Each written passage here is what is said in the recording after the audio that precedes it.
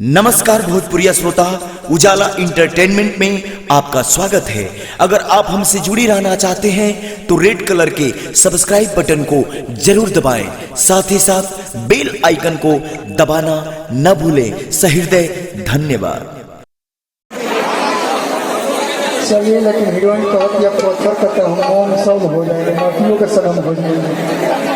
लेकिन भैया कहने के ना तो हरावे के बाद उहे स्टेज है जो 4 साल पहले तू आई है। आप लोग के इतना प्यार दुलार मिलल कि बस आप लोग के सामने मंच पर खड़ा बनने के सारा श्रेय हमारे बड़े भैया प्रमोद परदेसी जी के लिए जोरदार ताली बजा के स्वागत अभिनंदन कर दिलो। और जितना लोग के भी सहयोग पर भैया लोग के तो अशोक भैया के मन से स्वागत अभिनंदन। और जितना प्रमुख से उपस्थित है यही क्षेत्र के बहुत ही अच्छा सिंगर भोजपुरी में एक अलग पहचान बनाने वाले नगेंद्र उजाला जी मन से स्वागत अभिनंदन में एक बार जोरदार ताली बजा के स्वागत अभिनंदन। आई जन उपलक्ष्य में आई बनी जा महावीर पूजन समारोह कहे को हनुमान जी के भजन गाई। एक बाद तुम लोग जानते हो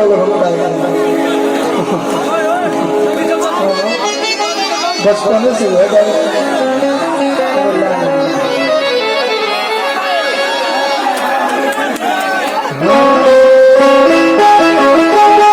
लेकिन सबसे पहले वो माई के वंदना जो माई की कृपा से आप सबके बीच में हंगार हल बनी। जितना भी सिंगर लोग भई बने, चाहे मोहम्मद रफी होगी, चाहे भोजपुरी सम्राट भरत शर्मा जी होगी, चाहे हमारे गुरु पवन जी होगी, चाहे खेसारी जी होगी, जितना लोग गीत गावता वही माई की कृपा बा, वही माई के दुलार बा। शुल्क माता विद्या देवी सरस्वती माता के वो छोट वंदना, एक बाद हनुमान जी के प्यारा से भजन।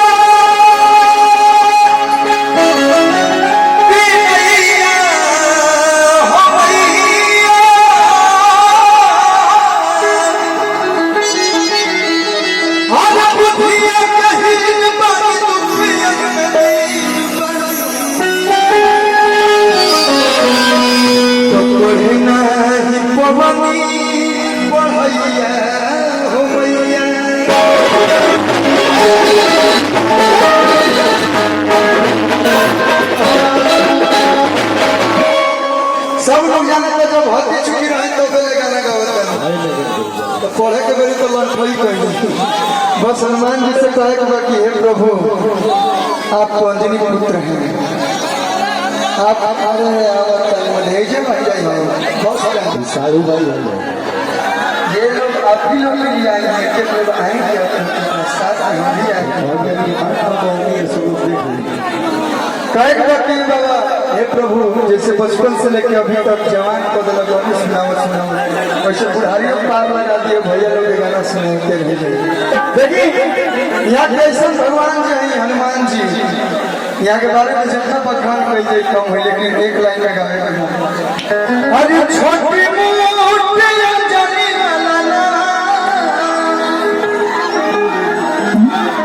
लेकिन सबसे पहले ऐसा जयकारा लगे चाहिए सलेमपुर ना देवरिया ना गोरखपुर में ना पूरा यूपी में घुस जाओ कि बजरंग बली के भक्त लोग उपस्थित वालों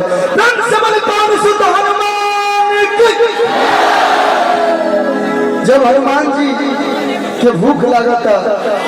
माता अंजलि के पास जाता है, कहता है कि हमारा बड़ी तेज भूख लगल बा। अंजनी माता कहत रही कि जाना वही फल उठा ली हो वहाँ के पहुँचल बने देखो तरीके आसमान में बड़ा बढ़िया वाला का फल लौकता अब वहाँ के वही पे झपट लेते नहीं वही पे भाव अरे छोटी मोटिया जानी लाला अरे उड़ाने उड़ाना बाहे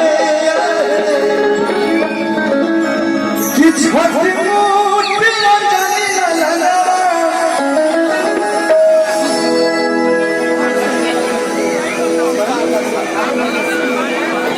अरे उड़ाने सूरज के नीले गईले कि सूरज के नीले गईले अब बुझलाल फलवा है तो जितना लोग उपस्थित बने लेकिन कहे के ना पहला भजन में वैसे भी कहे के ना चाहिए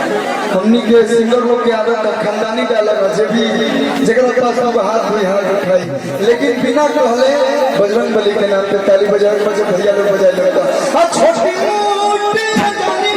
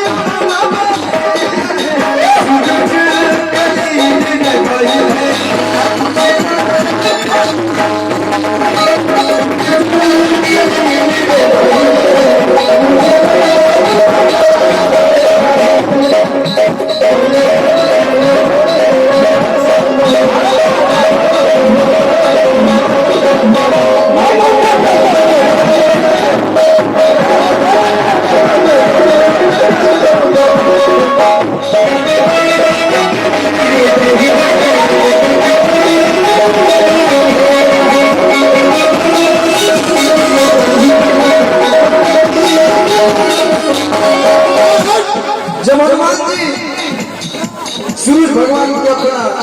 गाल के अंदर ले ले बनी पूरा दुनिया अंधार हो गई मानी जाए और सूरज भगवान को अगर रास्ता अंधारे हो गए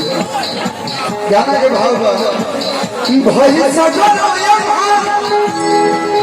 मच जाए बड़ा चल जुए दुनिया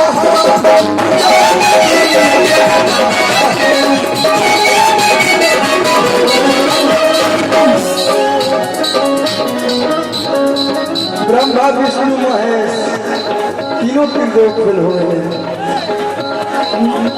नहीं पूछो बुझाए नहीं सूझे उपाय सब इंद्रियों से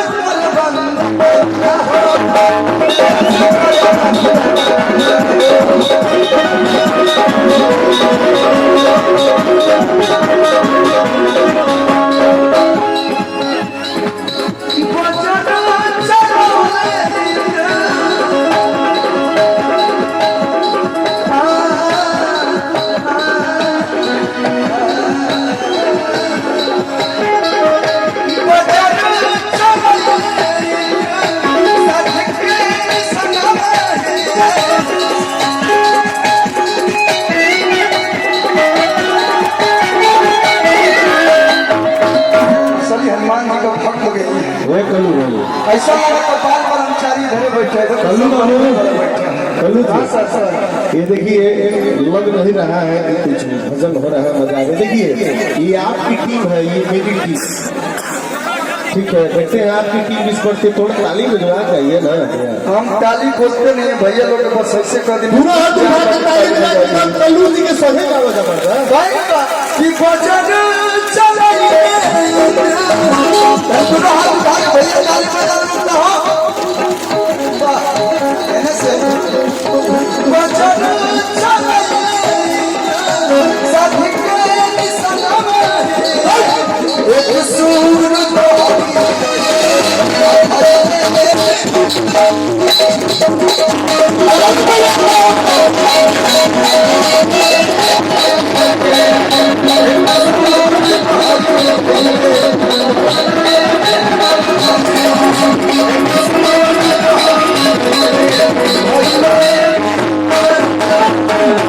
प्रेम से बोलिए मेरे पुत्र हनुमान की।